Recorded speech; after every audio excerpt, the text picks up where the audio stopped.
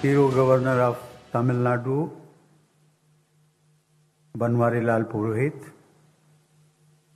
Chief Minister of Tamil Nadu, Thiru M.K. Stalin, Speaker of Tamil Nadu Legislative Assembly, Thiru M. Pavu, Deputy Speaker, Thiru K. Pichandi, Ministers of Government of Tamil Nadu, Members of Parliament, and members of the Tamil Nadu Legislative Assembly, distinguished guests, ladies and gentlemen, Vanakkam.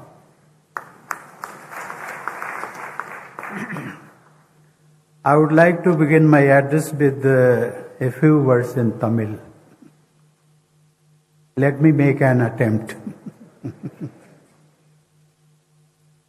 இன்றைய வரலாற்றில் முக்கியத்துவம் வாய்ந்த கலைஞர் திரு மு. கருணாநிதி அவர்களின் ஒரு படத்தை திறந்து வைப்பதில் மிகுந்த மகிழ்ச்சி அடைகிறேன். உண்மையில் இது ஒரு முக்கியத்துவம் வாய்ந்த நாள். Ladies and gentlemen, it is indeed a momentous day. We are commemorating the centenary of the Madras Legislative Council as it was known then. August is an especially auspicious month in our national calendar as it marks the anniversary of our Independence Day too. In these years, the nation has made great progress on several fronts, and it was made possible by the joint work of people and the leaders of the country. The history of the Madras Legislative Council, as you know, dates back to 1861. An advisory body set up back then bloomed into a law-making assembly in 1921. Under colonial rule, there were, of course, many limitations and challenges on the functioning of such a body. Also, there were numerous separate constituencies based on caste, community, and other parameters. Still, even if partial, it was a move towards a responsible government. Democracy, in its modern form, was returning to the land where it was practiced centuries ago. It was a new beginning heralded by the people of the Madras Presidency, which included Tamil Nadu as well as parts of Kerala, Karnataka, Andhra Pradesh, Telangana, Odisha, and Lakshadweep. Dreams and aspirations of the people of these regions, shaped by the freedom movement, found an expression in the new Legislative Council. In the Justice Party, which won popular mandates in the initial phase, people had a platform to turn their dreams into reality. Ladies and gentlemen, the Legislative Council enacted many forward-looking legislations and also underwent many changes in its early decades. That spirit of democracy remains the guiding light of the state legislature.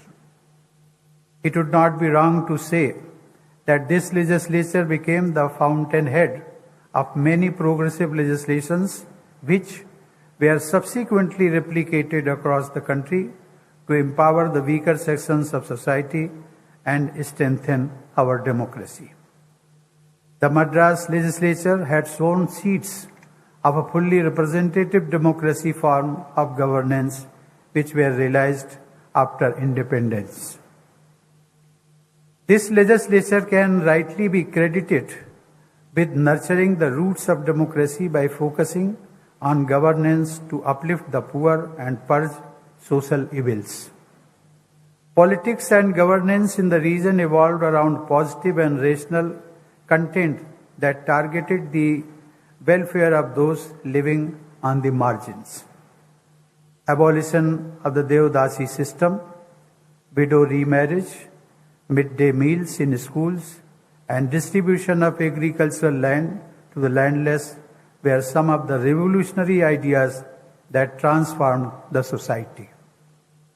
The concept of the welfare state has taken deep roots in this legislature, irrespective of who rules here. Here I would like to quote a few lines from the great Tamil poet Subramania Bharati, who sums up the progressive thinking of the people of Tamil Nadu, and I quote, Mandaram karpom, Vinay Tandaram karpom, Vane Alapom, Kadal Mine Alapom, Chandriya Mandalatu, Iyal Kandu Telivom, Sandi Teru, Perukum, Satiram Karpom. This can be interpreted as, I quote, we will learn both scripture and science.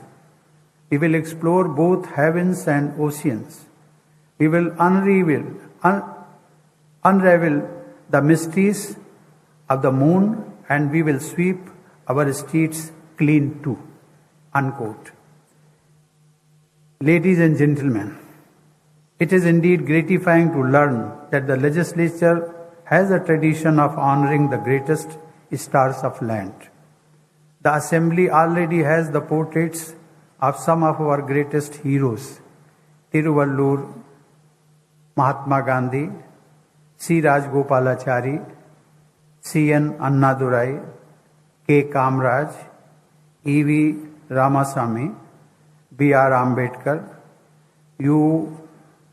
Muthuram Lingam Thevar, Muhammad Ismail Sahib, M. G. Ramchandran, J. Jayalalita, S. S. Ramasamy Padayachi, B. O. Chidambaram Pillai, P. Subramanian, and Omanthur P. Ramaswamy Reddyar.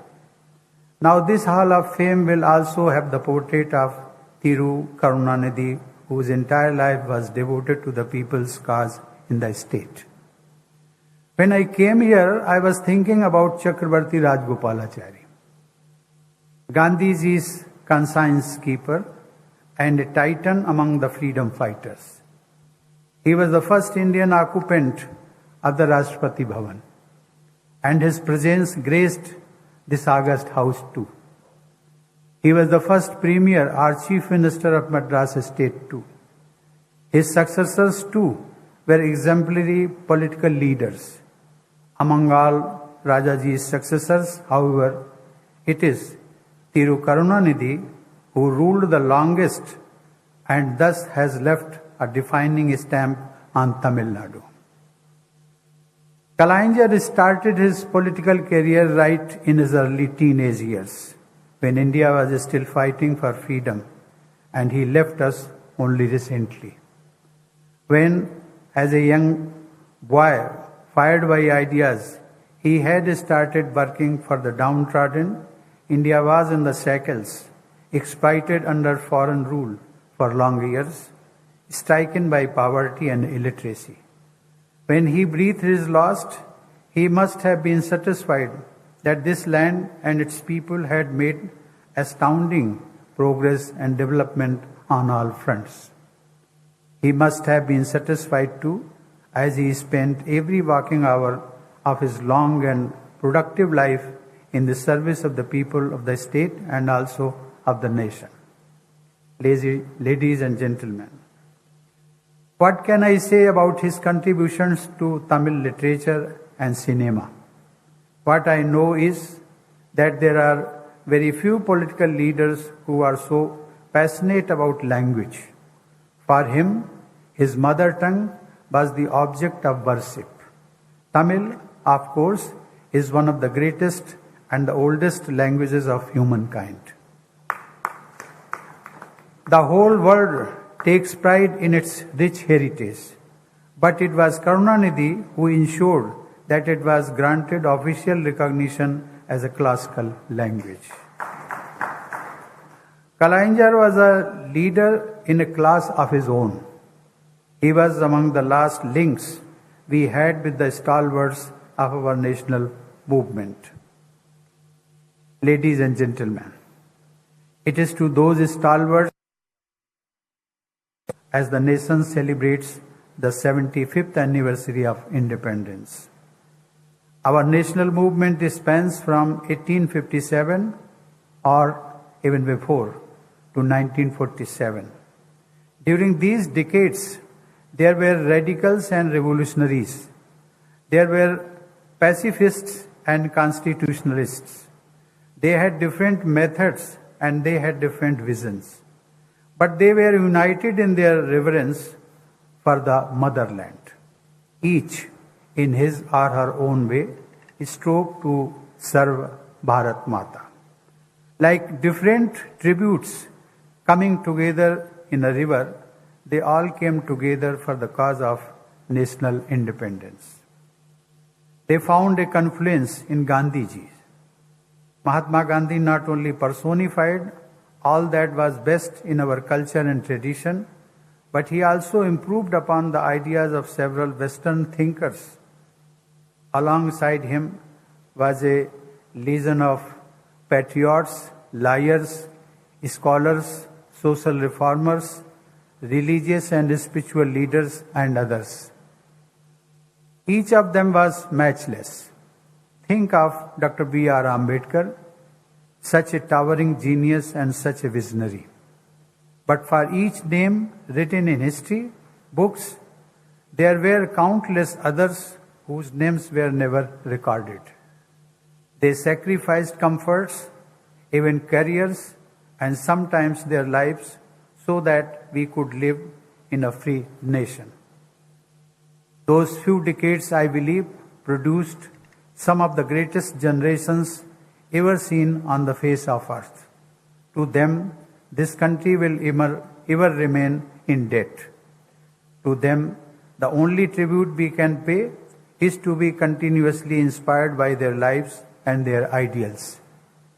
They gave us the gift of freedom, but they also gave us responsibility. Their vision has been taking shape, but it is an ongoing process. Just as they each played their own part, we each have to play our part in taking the nation to new heights.